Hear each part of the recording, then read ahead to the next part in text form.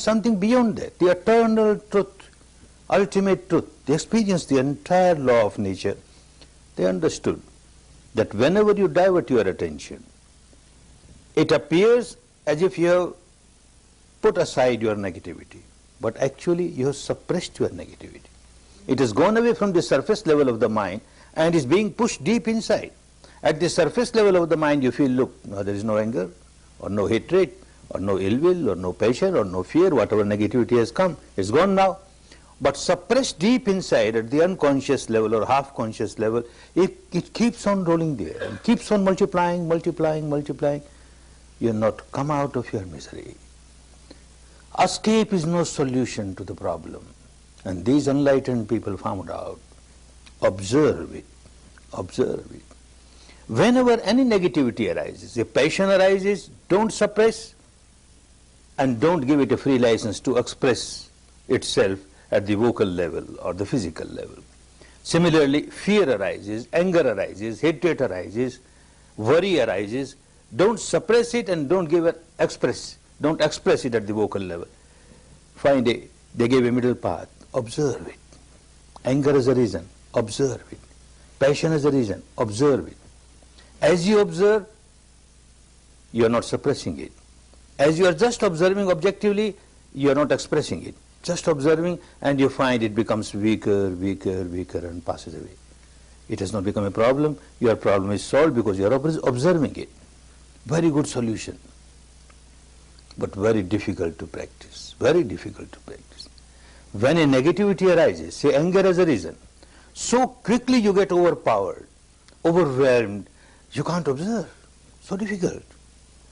Something which you can't observe. There is no solution. Then it's only theoretically all right, but you can't practice it. These enlightened people, when they gave any sermon or any advice, it was practical advice. They knew very well that when a negativity arises, it is so difficult for anyone to observe the negativity, abstract negativity as it is. But they realized mind and matter are so interrelated. As soon as a negativity arises in the mind, say anger is a reason, passion is a reason, fear is a reason, any impurity is a reason, two things start happening at the physical level. One at a little gross level, other at a little subtle level. At the gross level, your breath will lose its normality. When you have anger or passion or fear, breath can never remain normal. It will become little fast, little hard. When that particular impurity has gone away, again it will become normal. So something starts happening at the respiration level. And another thing at a subtler level, some biochemical reaction will start. Palpitation might become increased. Heat may be there. Perspiration may be there. Tension may be there. Something starts happening at the biochemical reaction of the body level. These two things, it is very difficult to observe anger as anger, abstract anger, passion as passion, abstract passion. But if one practices, it becomes easy to observe the respiration, to observe the sensation on the body. And this is what they started teaching. Because it was very clear that for ordinary person, once one gets developed, then it becomes easy. Even abstract anger, abstract passion can be observed objectively, otherwise not. Even if you sit to meditate, you can't meditate. Anger as a reason. First important difficulty is, first important problem that comes is, you are so overpowered. You don't remember even that I should observe my respiration or my sensation or the anger. You just get overwhelmed with that. Then there must be somebody to remind you. You must have a private secretary around. Whenever anger comes, this private secretary must remind you, oh look master, anger is coming. And as Buddha said, you observe your anger, observe your anger. Private secretary will work for 8 hours only in the day. And I don't have agreement with the anger that you should come only when my private secretary is on duty. It can come any time in 24 hours. Any day in 365 days. So I must have 3 shifts, 3 private secretaries. Then every country have their own labor laws. You must give staggering holidays. So 4 private secretaries or 5 private secretaries. Who can afford? Right, somebody is afforded. There is always, every moment, a private secretary like a shadow. And anger is a reason. And this private secretary will say, oh look master, anger.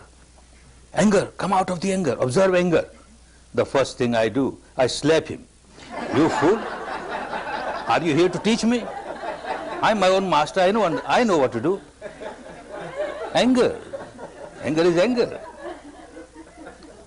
All right, I have not behaved in the wrong way. And I thanked him. All right, you were kept for that purpose. You have advised me very good. Now I must observe my anger. How to observe anger? There is no shape of anger. There is no color of anger. You close your eyes and try to observe anger. What you will observe? Only the object of anger. So-and-so said like this. So-and-so did like this. Something unwanted happened. Wanted didn't happen. And that keeps on coming in your mind. You are not observing anger. You are observing the object of the anger. And that is the stimulation for your anger. Your anger becomes more and more. You are not observing anger. And that is why enlightened people said, observe your respiration. Observe sensation. Observing respiration, observing sensation, you are not diverting your attention to something else. Because this very sensation, this very respiration is like the other side of the coin.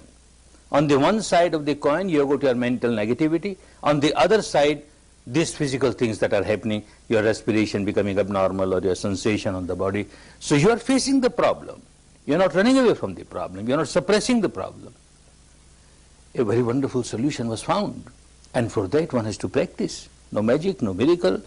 The old habit pattern of the mind was always give importance to things outside. Things outside. One never tried to understand what is happening inside. Vipassana helps you to see what is happening inside, which is more important than things happening outside.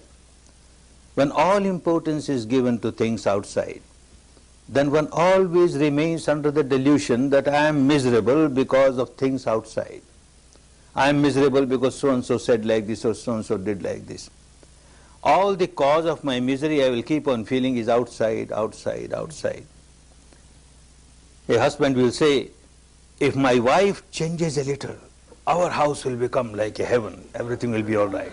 She has to change a little. And ask the wife, she says the husband has to change a little. Little change in the husband, oh, wonderful. Father will say the son should change a little. Son will say the father should change a little. Mother-in-law will say the son-in-law should change. The daughter-in-law should change. And the daughter-in-law, son-in-law will say the mother-in-law should change. Everyone else should change, not I. I am perfectly all right. What's wrong in me? Because you find fault only outside, outside. You always find the cause of your misery outside, outside. So all your energy, all your strength throughout the life is used to rectify things outside, to correct things outside. Nothing wrong. But big mistake that you are forgetting everything about yourself, what is happening inside. Your energy goes waste. First thing is that it is so difficult to change others. You have no control over others. How can you change others? Even if someone becomes the sole ruler of the whole world, so much power, yet it is not possible that in this person's life everything will happen according to his or her wishes. Nothing will go against his or her wishes. Not possible. Even with all the power one tries to correct somebody, amend somebody. Where is the guarantee that somebody else will not raise the head and start doing something against your wishes? Impossible. You can't change the whole world, but you can certainly change yourself. Certainly change yourself. There's a saying in our country, the path is full of thorn, full of pebbles. You try to clean it, very difficult, and you walk, the thorn will trouble you, the pebbles will trouble you. The best thing, wear shoes and walk over it. You are protected. You don't worry about this thorn, they will remain, let them be there. There is sun, very strong sun, and you want the sun not to be so strong, it's too hot for me. You can't do anything. Take your umbrella, take the shade and run. Doesn't matter. So you protect yourself, and protecting yourself is just observe what is wrong inside. This is what you started doing by practicing Vipassana.